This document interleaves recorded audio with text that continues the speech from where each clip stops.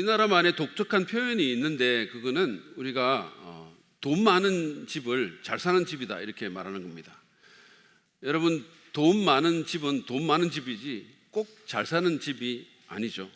잘 살 수도 있지만 그러지 않을 수도 있습니다. 사실은 그 많은 돈 때문에 더 스트레스 받고 불행해질 수도 있습니다. 여러분, 형제 간에 재판하고 다투고 막 의 끊고 이렇게 하는 소위 왕자의 난 그러면서 뭐 신문에 나오고 이러잖아요. 그런 것들은 대부분 부잣집에서 일어나지 우리 집 같은 데서 일어나지 않아요. 저희 집에도 왕자가 있고 공주가 있는데 둘이 사이 엄청 좋습니다. 별로 이렇게 막 난 뭐 이런 거 없어요. 여러분, 진짜 잘 사는 집이 되기 위해서 반드시 부자가 되거나 돈이 많아야 되는 건 아닙니다. 그것보다는 돈을 잘 다룰 수 있어야 됩니다. 저는 오늘 슬기로운 가정생활 이 마지막 시간에 진짜 잘 사는 집 되기라는 제목으로 여러분과 말씀을 나누려고 하는데, 특별히 가정의 재정적인 삶에 좀 초점을 두고 이 주제를 살펴보려고 합니다. 잘 사는 집이 되기 위해서 우리가 돈을 잘 다루어야 하는 것은 돈이 우리의 가정생활에 미치는 중요성 때문이에요. 여러분, 생각해 보시죠. 돈은 가정에 꼭 필요합니다. 돈이 있어야 가족의 의식주를 우리가 해결할 수가 있죠. 돈이 있어야 자녀들을 양육할 수가 있습니다. 돈이 있어야 뭐 가족 여행이라도 갈 수 있잖아요. 여러분, 가족이 무전여행 갈 수는 없잖아요. 그렇죠? 돈과 무관한 그런 가정생활은 생각할 수가 없습니다. 그리고 돈 때문에 얼마나 많은 가정이 어려움을 겪고 싸우고 심지어는 뭐 이혼하고 가정이 깨지기까지 합니까? 2012년도에 한국보건사회연구소에서 기혼자 604명을 대상으로 조사한 결과에 따르면 이 이혼 사유로 경제적인 이유가 26%로 제일 큰 비중을 차지했어요. 그 다음에 배우자의 외도, 뭐 성격 차이, 학대, 폭력 뭐 이런 것들이 뒤를 이었습니다. 제가 여러 통계들을 이렇게 살펴봤는데 뭐 어떤 통계들은 그게 1위는 아니지만 어쨌든 3위, 5위 안에는 다 들어가더라고요. 이 재정적인 문제가. 여러분의 가정도 이 돈을 또는 물질을 제대로 못 다루어서 어려움을 겪거나 아니면 불화를 경험한 적이 있을 것입니다. 질문은 이거예요. 우리가 그리스도인 가정으로서 어떻게 돈을 다루어야 할까? 그래서 정말 진짜 잘 사는 집이 될 수 있을까? 제가 오늘 하나님 말씀을 근거로 이 질문에 대한 답을 여러분과 함께 좀 나누기를 원합니다. 첫 번째는 물질적인 풍요보다 더 나은 가치를 추구해야 합니다. 돈보다는 더 고상한, 더 나은 가치를 우리가 추구해야 된다는 말씀이에요. 우리가 현대 사회를 물질주의적인 사회라 이렇게 말을 합니다. 물질주의의 사전적인 정의는 정신적인 가치보다 부나 육신의 쾌락과 같은 물질적인 것을 더욱 강조하는 경향, 이렇게 되어 있어요. 정신적인 가치들, 우리 내면의 것들, 영적인 것들, 신앙 뭐 이런 것보다 육신의 쾌락과 물질적인 그런 뭐 돈 같은 거 이런 거를 더 강조하는 게 물질주의다라는 거예요. 이것보다 좀 더 강한 표현은 물질 만능주의 또는 황금 만능주의라는 건데, 이거는 이렇게 정의되어 있어요. 돈을 삶의 가장 중요한 가치로 여기며 돈이면 무엇이든 할 수 있다는 사고방식이나 태도를 일컫는 겁니다. 돈이 가장 귀한 가치고 돈으로 안 되는 게 없다, 뭐 이렇게 믿는 거죠. 그렇다면 우리나라는 물질 만능주의적인 사회라고 할 수 있을까요? 저는 그렇다고 봅니다. 2022년도에 전 세계 17개 선진국을 대상으로 조사를 했는데, 삶에서 가장 가치 있는 것이 무엇이냐 이렇게 물었을 때 한국만이 유일하게 물질적인 풍요를 1위로 뽑은 거예요. 여러분, 여기 보면 뭐 미국도 나오고 뭐 그리스도 있고 독일도 있고 프랑스도 있는데 전부 뭐 패밀리나 가족이나 뭐 이런 게 있는데 한국만이 material well-being, 물질적인 풍요가 최고 1위로 올라와 있는 겁니다. 고려대 사회학과의 김윤태 교수라는 분은 한국인의 물질에 대한 집착이 미국인의 3배, 일본인의 2배에 달한다라는 연구 결과가 있다고 그랬어요. 우리나라가 제일 잘 사는 나라는 아닐지 모르지만 제일 물질주의적인 나라라는 거예요. 물질에 대한 집착이 제일 심한 나라라는 겁니다. 한국 갤럽에서 미국, 덴마크 등을 포함한 세계 10여 개국의 행복 조건을 조사를 했거든요. 그런데 돈과 행복이 무관하다라고 답을 한 한국인은 7.2%밖에 안 되는 거죠. 그러니까 10개국 중에 제일 낮았어요. 그러니까 우리나라 사람들이 돈과 행복은 관계가 있다라고 대답한 게 제일 많다라는 거예요. 그만큼 돈의 가치를 높게 본다는 거죠. 이 조사는 또한 한국인을 불행에 빠뜨리는 두 가지 가장 큰 요인이 있는데 안보 위협과 함께 재물에 대한 집착이다라고 얘기를 했어요. 그것이 한국인을 불행에 빠뜨린다는 거예요. 우리 사회가 이렇다 보니까 예수 믿는 그리스도인들도 이런 가치에 함몰되기가 너무 쉽습니다. 그래서 말은 그렇게 안 하는데 실질적으로는 물질적 풍요를 최고의 가치로 추구하면서 살아가기가 너무 쉬운 거예요. 그리스도인 가정도 예외가 아닙니다. 우리 시대의 팽배한 그런 물질주의적인 가치관을 우리도 모르는 사이에 받아들이고 소위 잘 사는 집이 되기 위해서 돈에 집착하는 거예요. 예수님 믿는 그리스도인들이 영성이라든지 신앙적인 유대라든지 신적 사명에 대한 헌신이라든지 적절한 쉼이라든지 아니면 무슨 친밀한 관계가 있는 그런 가정보다는 돈 많은 가정이 되는 것에 뭘 많이 쌓아놓고 화려하고 크고 이런 가정 되는 것에 우선순위를 둘 수 있다라는 거예요. 기복신앙이라고 그런 거를 아예 부추기는 교회도 있어요. 신앙의 이름으로 예수 믿으면 축복받아서 돈 많이 벌고 건강하고 잘 산다고, 그게 복음이라고 그렇게 가르치는 교회도 있어요. 저는 여러분이, 제가 우리 교회 담임 목회자로서 여러분 모두가 물질적으로 잘 사셨으면 좋겠어요. 정말 그런 마음이 제게 있어요. 다 부자 되셨으면 좋겠어요. 그런데 성경은 예수 믿는다고 다 그렇게 된다고 말하지 않아요. 신앙 좋다고 다 물질적으로 잘 된다고 말하지 않아요.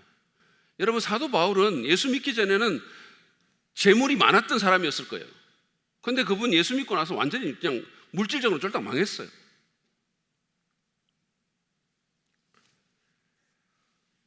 성경은 물질적인 풍요보다 더 나은 가치가 있다라고 분명히 말씀합니다.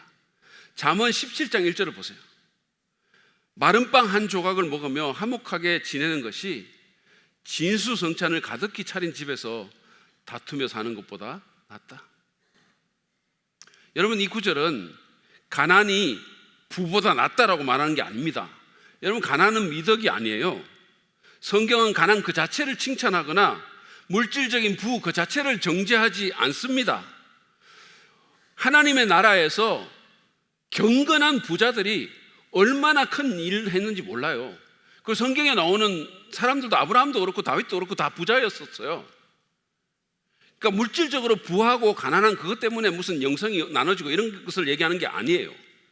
근데 이 구절의 포인트는 뭐냐 하면 가족 간의 화목이 물질적인 풍요보다 더 낫다라는 겁니다. 그게 더 가치가 있는 거다라는 거예요. 잠언 15장 16절 17절도 보시죠. 재산이 적어도 주님을 경외하며 사는 것이 재산이 많아서 다투며 사는 것보다 낫다. 서로 사랑하며 채소를 먹고 사는 것이 서로 미워하며 기름진 쇠고기를 먹고 사는 것보다 낫다.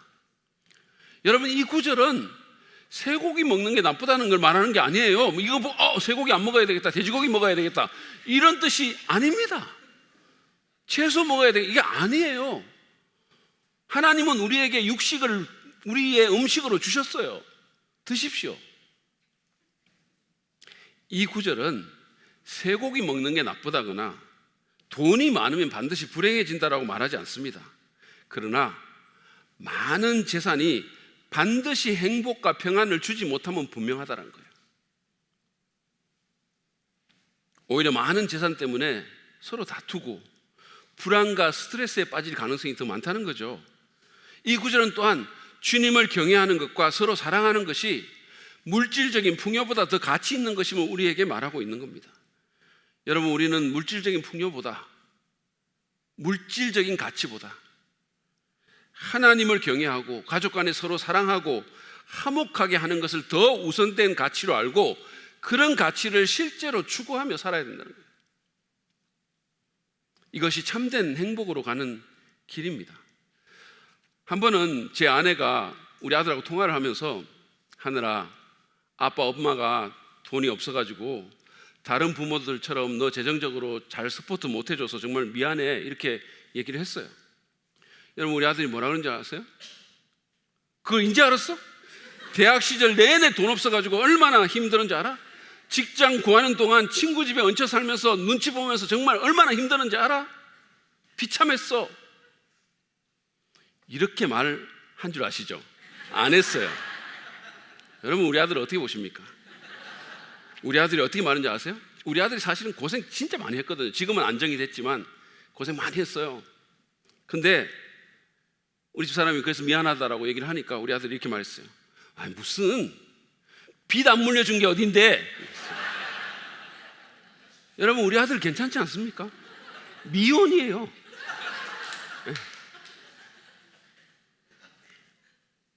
참된 행복은 물질적인 풍요에 달려있지 않습니다. 이거는 성경만 그렇게 말하는 게 아니에요.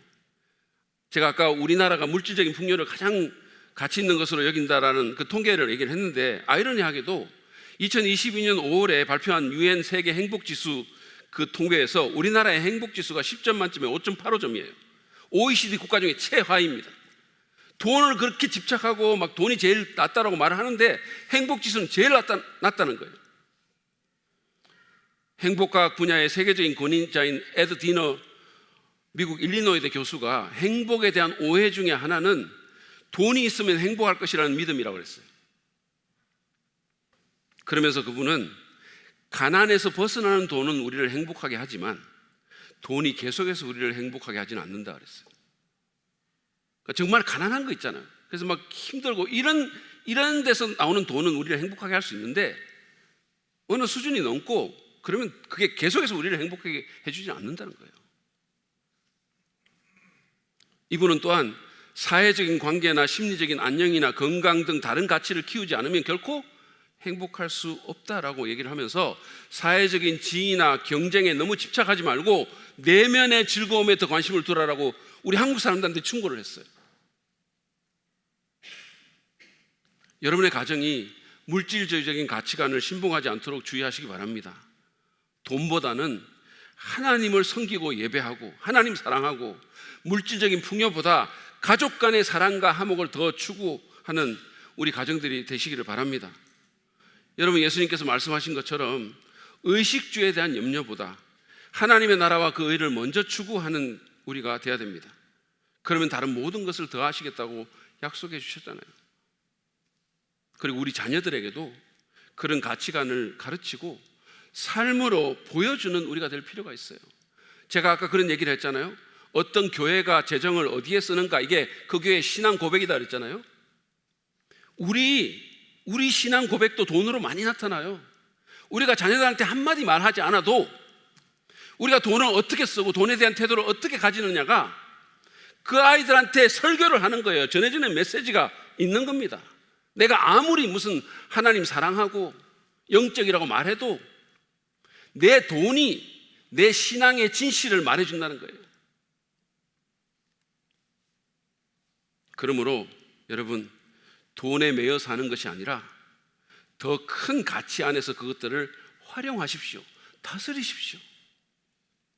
그럴 때 우리가 진짜 잘 사는 가정이 될 수가 있습니다. 두 번째로는 우리가 재물의 좋은 관리자가 되도록 노력해야 합니다. 그래야 우리가 진짜 잘 사는 가정이 될 수 있어요. 재물을 잘 관리해야 된다는 거죠. 마태복음 25장에 보면 달란트의 비유가 나오는데 이게 이렇게 시작합니다. 14절 15절 말씀 보시죠. 또 하늘나라는 이런 사정과 같다. 어떤 사람이 여행을 떠나면서 자기 종들을 불러서 자기의 재산을 그들에게 맡겼다. 그는 각 사람의 능력을 따라 한 사람에게는 5달란트를 주고 또 한 사람에게는 2달란트를 주고 또 다른 한 사람에게는 1달란트를 주고 떠났다. 근데 여기 나오는 주인은 하나님을 상징하죠. 근데 하나님이 우리 각자에게 뭐 어떤 기준인지 모르지만 나름대로 재산을 맡겼다는 거예요. 물론 여기서 말하는 달란트는 물질만을 의미하는 게 아닙니다. 그러나 물질도 거기에 분명히 포함되어 있죠. 하나님은 우리에게 물질을 맡기셨고 우리는 그 물질을 맡은 관리자로서, 성경에서 말하는 청지기로서 주인 되신 하나님의 그 의도대로 물질을 잘 관리하고 사용해야 될 책임이 있다는 거예요. 그러면 우리는 어떻게 이 재물의 좋은 관리자가 될 수 있을까요? 먼저는 우리에게 재물을 주신 하나님의 의도를 알고 그것에 맞게 사용해야 된다는 거예요. 여러분, 하나님이 우리한테 물질을 주셨으면 그분이 뜻이 있어서 그런 거 아니겠습니까? 우리가 무슨 IT나 막 세계 극빈 아주 그냥 막 기근이 많고 막 이런 데서 안 태어나고 세계 경제 10위 대국이라고 하는 대한민국에서 태어나서 하나님이 여기까지 이렇게 하신 것은 나름대로 의도가 있었기 때문에 그렇게 하는 거 아니냐 말씀이에요. 그러면 하나님께서 우리에게 왜 물질을 주셨을까요? 뭐 우리 간에는 서로 간에 뭐 많고 적음이 있겠죠. 우리 간에는. 그러나 세계적인 그런 평균으로 보면 우리는 다 상위 10%, 적어도 20% 안에 다 들어가요. 그러면 왜 그런 물질을 우리에게 하나님이 주셨을까요? 하나는 나와 내 가족의 필요를 채우기 위해서입니다. 창세기 1장과 2장에 보시면요, 하나님은 첫 번째 부부죠, 아담과 하와 첫 번째 가정이잖아요. 그 가정을 에덴 동산에 두시고 땅에 식물을 먹거리로 주셨다, 이렇게 얘기를 했어요. 나중에 이제 그 홍수 끝나고 나서는 육식까지 먹거리로 주신 거죠. 말하자면 의식주와 연관된 기본적인 필요를 채우라고 우리에게 물질을 주신 거죠. 따라서 우리는 나와 내 가족의 필요를 채우는 일에 우리의 물질을 사용해야 된다고 합니다. 그 필요를 채우는 일에 책임을 감당해야 된다는 거예요. 특별히 여기서 이 어머니, 아버지들, 가장 되시는 분들, 여러분이 그 책임을 인식해야 돼요. 그래서 내 개인이 아니라 우리 가족을 위해서, 우리 가족의 필요를 위해서 이 일들을 감당해야 된다는 거예요. 성경에 보면요, 자기 가족을 돌보지 않는 자는 불신자보다 더 악하다, 이렇게 얘기했어요. 그 돌본다는 말은 재정적인 돌봄을 얘기하는 거예요.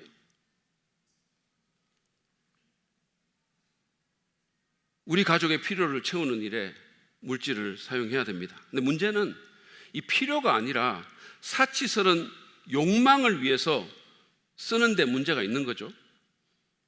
그러면 무엇이 정당한 필요이고 무엇이 사치스러운 욕망입니까? 이거를 구분하는 것이 언제나 쉽지는 않습니다. 그렇지만 계획하지 않은 충동 구매라든지 또는 남한테 보이려고 과시용으로 쓰는 거 있잖아요. 폼나게 보이려고, 뭐 내가 좀 괜찮은 사람처럼 보이려고, 그렇게 쓰는 과소비는 대부분 필요보다는 탐욕을 위해서 쓰는 것이라고 보면 됩니다. 별로 필요도 안 느끼고 있었고 살 생각이 1도 없었는데 홈쇼핑 채널 돌리다가 이 정도는 있어야 된다는 그 언니 말에 그냥 은혜를 잔뜩 받고는 지름신이 강해가지고 전화기 드는 것은 결코 필요를 위한 소비가 아닙니다. 그리고 만약에 여러분의 가계 소비가 수입보다 더 많은 패턴을 보인다면 과연 내가 필요를 위해서 소비를 하고 있는 건지, 물질을 쓰는 건지, 아니면 욕심이나 사치스러운 욕망에 이끌려서 물질을 쓰는지 좀 점검해 볼 필요가 있어요. 하나님이 재물을 주신 의도는 내 가족들, 나와 내 가족의 필요를 위해서 주셨다 그랬어요. 또 다른 의도는 하나님의 사역에 참여하라고 주신 겁니다. 하나님이 이 세상을 사랑하시고 하나님이 이 세상을 구원하시기 원하고 하나님의 사람들의 삶을 낫게 만들기를 원하는데 그 일에 쓰라고 주셨다는 거예요. 이것은 헌금과 나눔 두 가지로 요약할 수가 있습니다. 헌금은 하나님을 높이고 하나님의 이름을 높이고 몸된 교회를 더 건강하게 세우고 지역과 해외 열방에 말씀을 전파하는 데 직접적으로 쓰는 돈을 의미합니다. 11조라든지 아니면 그 외에 우리가 드리는 헌금이 바로 그런 거죠. 나눔은 교회 안의 성도나 또는 교회 바깥의 어려운 이웃들을 돌아보면서 가진 것을 나누는 것, 그것을 가리킵니다. 사도들이 사도 바울에게 가난한 자를 기억하라 이렇게 얘기했어요. 복음 전하는 그 사람에게. 세상에 가난한 자들 너무 많으니까 그 가난한 자들 기억하세요. 누가 기억합니까? 교회가 기억하라는 거예요. 그리고 예수님은 주는 것보다 받는 것이 복이 있다라고 말씀하셨어요.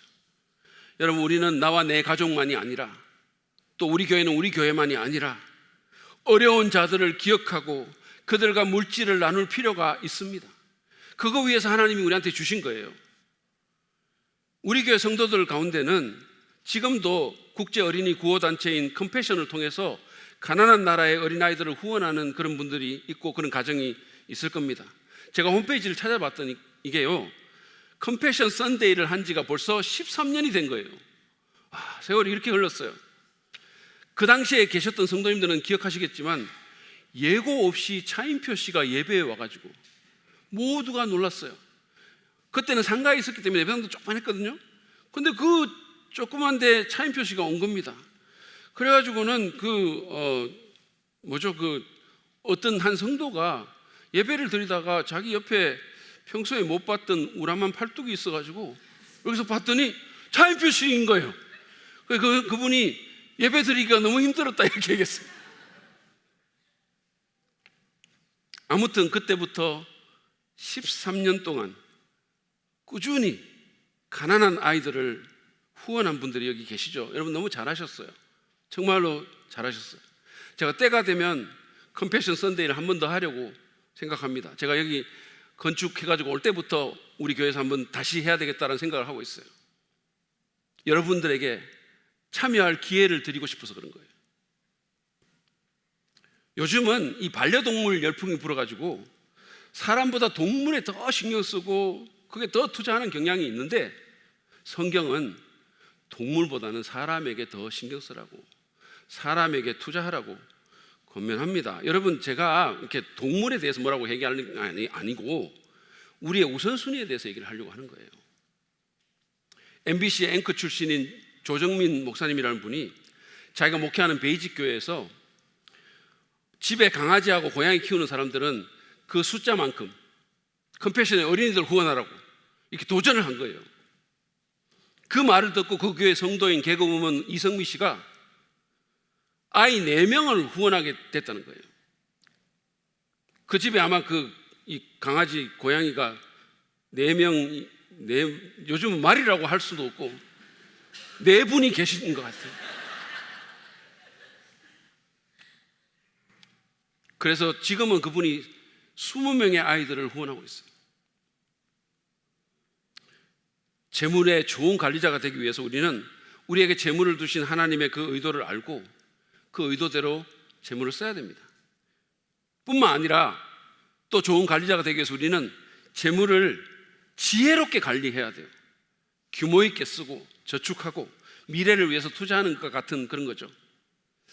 김남순 소장이 자신의 책인 죽기엔 너무 젊고 살기엔 너무 가난하다라는 책에서 현명한 소비의 3가지 원칙을 제시를 했는데 이렇습니다. 들어보세요. 첫 번째 원칙은 지출이 수입을 넘어서지 않도록 관리한다는 거예요.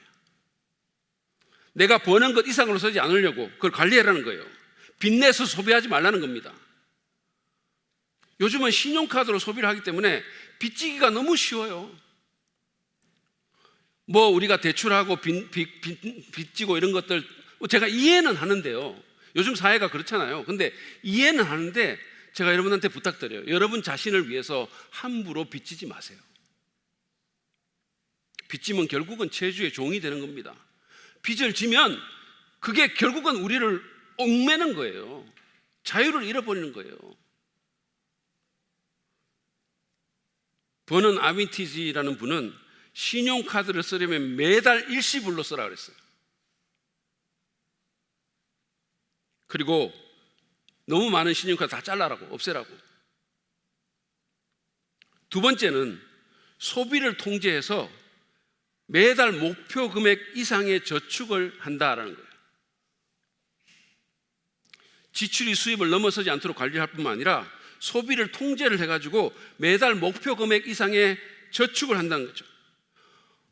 그래서 이분은 충동 구매라든지 외식이라든지 무슨 스벅 커피 같은 거 줄이면 가족이 하루에 10,000원 이상 저축할 수 있다고. 그 10,000원의 힘을 결코 가소평가하지 말아 그랬어요. 그게 10년이 쌓이고 20년이 쌓이면 이자 붙고 가속 붙으면 그게 상당한 재산이 된다 그랬어요.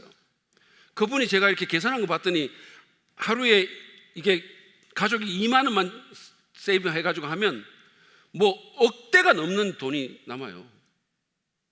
10년 지나면. 마지막은 지금 당장 시작한다라는 겁니다. 지금 당장 시작한다. 미루지 말라는 거예요. 이거를. 이제 이번 달은 그래도 좀 더 쓰고 다음 달부터 이거 하지 말라는 거예요. 지금 당장 하라는 거예요. 여러분, 제가 지난 2월인가 하여튼 지난 겨울 같은데 치과 치료를 받았거든요. 여러 가지를 받았어요. 근데 마지막에 이제 여기 있는 어금니 충치 치료를 남겨놓고 그때 너무 바빠가지고 다음 주에 하자고 미뤘거든요. 아직도 못 갔어요. 아직도. 그리고 지금은 어떤 상태냐면 무섭다, 이제는 가기 싫다, 뭐 이렇게 되는 거예요. 미루지 마십시오. 그리고 여러분, 재물의 좋은 관리자가 되기 위한 또 다른 하나의 지혜를 제가 소개하자면, 앤디 스탠리가 인생 대질문이라는 책에서 기독교 경제학자인 란 블루를 인용을 하면서 제안한 건데요. 이 란 블루에 의하면 우리가 돈으로 하는 일은 5가지밖에 없대요. 그게 뭐냐면 지출, 상환, 세금, 저축, 헌금입니다. 이게 우리가 돈으로 하는 5가지입니다. 지출, 상환, 세금, 저축, 헌금. 이 헌금에는 물론 나눔이 포함되죠. 그런데 대부분의 경우 재정적인 우선순위도 이 순서대로 간다라는 거예요. 돈이 생기면 일단 우리는 씁니다. 그 다음에 빚 갚고, 그 다음에 세금은 억지로 안 낼 수 없으니까 내고, 그리고 남는 돈이 있으면 약간 저축하고, 그리고 하나님과 이웃을 위해 쓰는 돈은 맨 나중에 그냥 밀린다는 거예요. 근데 앤디 스탠리가 뭐라고 얘기하냐면, 우리가 정말 지혜로운 청지기가 되려면 이 순서를 뒤집으라 그랬어요. 그래서 하나님 나라를 위해서 맨 먼저 하나님께 드리고 이웃에게 베푸는 돈을 떼어놓는 겁니다. 그 다음에 미래를 위해서 저축하고, 그 다음에 세금 내고, 그 다음에 빚을 갚고, 그리고 맨 나중에 남는 걸로 소비하고 쇼핑하라는 거예요. 그렇게 우선순위를 바꿀 때 우리는 하나님의 뜻에 맞게 재물을 사용할 수가 있고, 재정적으로 건강하고 행복한 가정, 진짜 잘 사는 가정을 이룰 수 있게 된다는 거예요. 우리의 심령이 평안을 누리게 된다는 거예요. 마지막으로 우리가 정말 잘 사는 가정이 되기 위해서는 탐욕을 버리고 자족하기를 배워야 합니다. 여러분, 인간은 원래 욕심이 많은 존재잖아요. 우리가 원래 재성이 있고 하다 보니까 욕심이 많아요. 근데 가만 놔둬도 안 그래도 욕심이 있는데, 오늘날의 세상은 그 욕심을 계속해서 부추기는 겁니다. 계속해서. 우리를 그래서 탐욕에 빠지게 하는 거죠. 광고, 무슨 홈쇼핑 방송, 뭐 고도로 발전된 마케팅 기술, 뭐 연예인들의 럭셔리한 무슨 라이프 스타일, 뭐 이런 것들이 계속 우리에게 없는 것을 상기시키는 거죠. 그래서 우리의 탐심을 자극하는 겁니다. 여러분, 이렇게 탐욕에 빠진 가족들의 가정이 행복할 수 있을까요? 다 욕심이 막 있어가지고 물질에 대한 욕심이 잔뜩 있는 그런 아버지, 어머니, 아들, 딸이 모여가지고 그 가정이 행복하게 되겠습니까? 그러기 힘들 거예요. 그들은 욕심을 채우기 위해서 쉼없이 일을 하거나, 아니면 감당할 수 없는 빚을 지거나, 아니면 일확천금을 노리거나, 아니면 신앙 양심을 타협하거나 가족의 소중한 가치를 희생시킬 겁니다. 톨스토이의 우화인 사람에게는 얼마만큼의 땅이 필요한가라는 그 얘기에 나오는 농부 빠흠이 있어요. 여러분 아시는 분은 아실 거예요. 이 빠흠이 어느 날 촌장으로부터 놀라운 제안을 받습니다. 하루 동안 걸어가지고 표시할 수 있는 모든 땅은 다 주겠다는 거예요.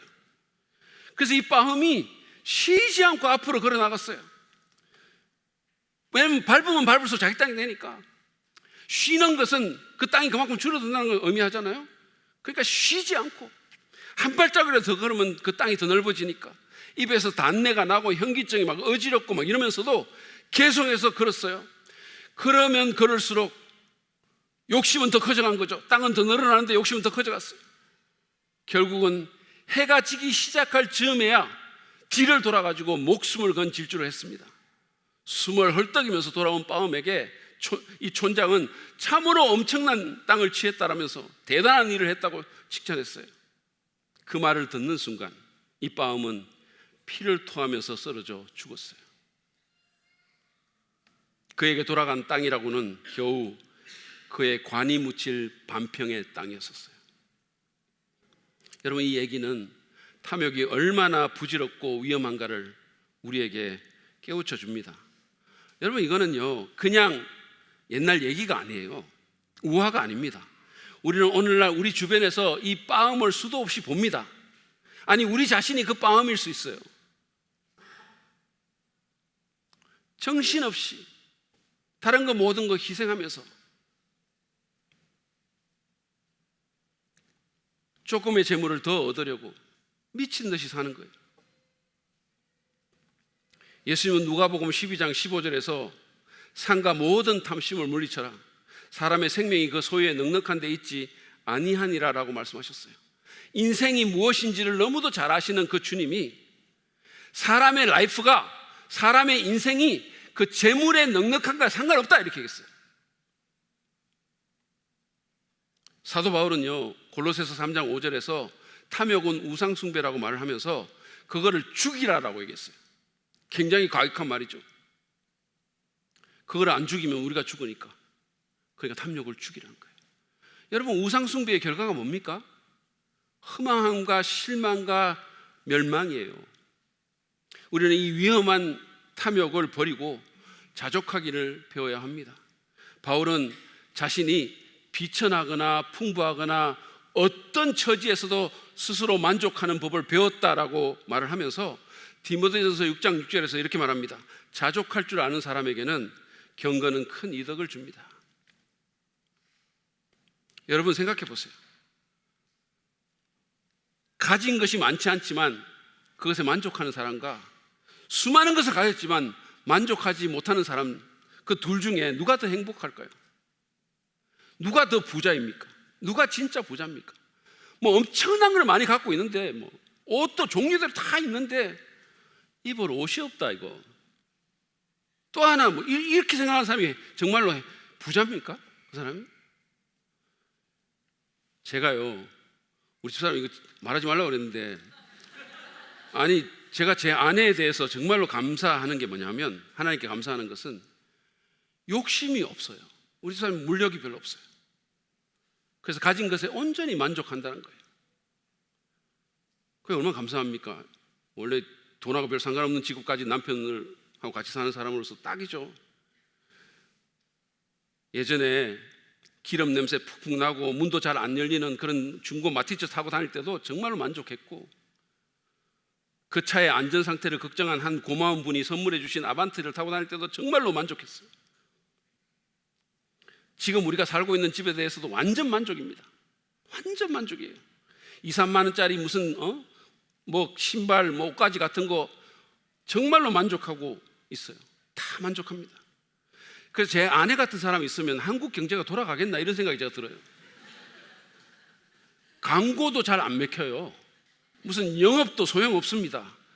설득 안 돼요. 자기 나름대로 뭔가가 있어요. 얼마 전에 자기에게 제일 맞는 직업이 뭔가를 이렇게 자기 나름대로 뭐 이렇게 인터넷에서 아마 이게 조사를 해본 모양인데 수사관이라고 나왔어요.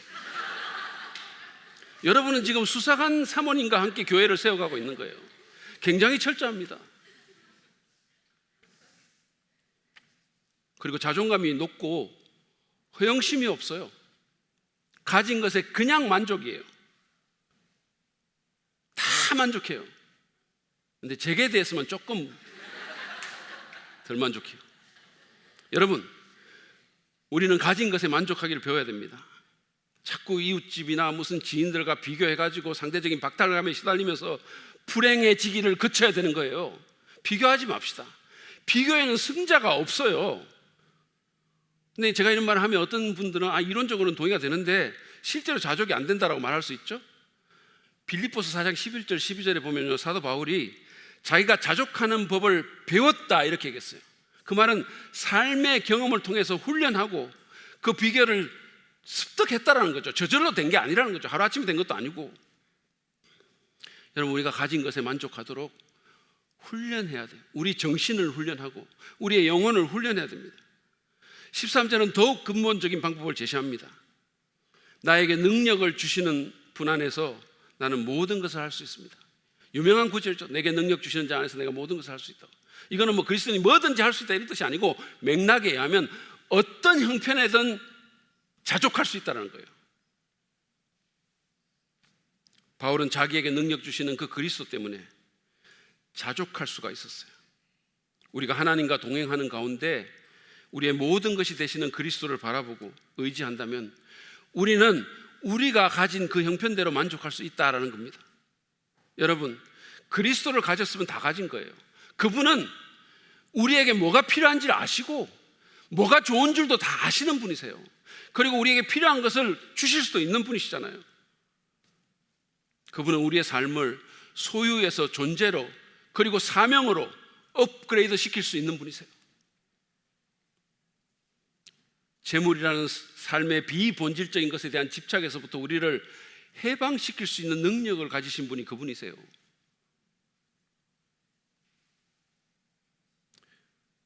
우리의 가정이 주님 때문에 우리가 자족하면서 살면 복된 가정이 될 것입니다. 사철의 봄바람 불어있고라는 찬송이 있잖아요. 가사가 이렇습니다. 사철의 봄바람 불어있고 하나님 아버지 모셨으니 믿음의 반석도 든든하다. 우리 집 즐거운 동산이라. 어버이 우리를 고이시고 동기들 사랑에 뭉쳐있고 기쁨과 서름도 같이 하니 한간의 초가도 천국이라. 아침과 저녁에 수고하여 다 같이 일하는 온 식구가 한 상에 둘러서 먹고 마셔 여기가 우리의 낙원이라. 고마워라 임마누엘, 예수만 섬기는 우리 집. 고마워라 임마누엘, 복되고 즐거운 하루하루. 여러분, 임마누엘 되시는 예수님이 중심에 있다면, 그분이 우리 집의 주인이시라면 우리는 한간의 초가에도 만족할 수 있습니다. 서로 사랑하고 즐거워할 수 있다는 거예요.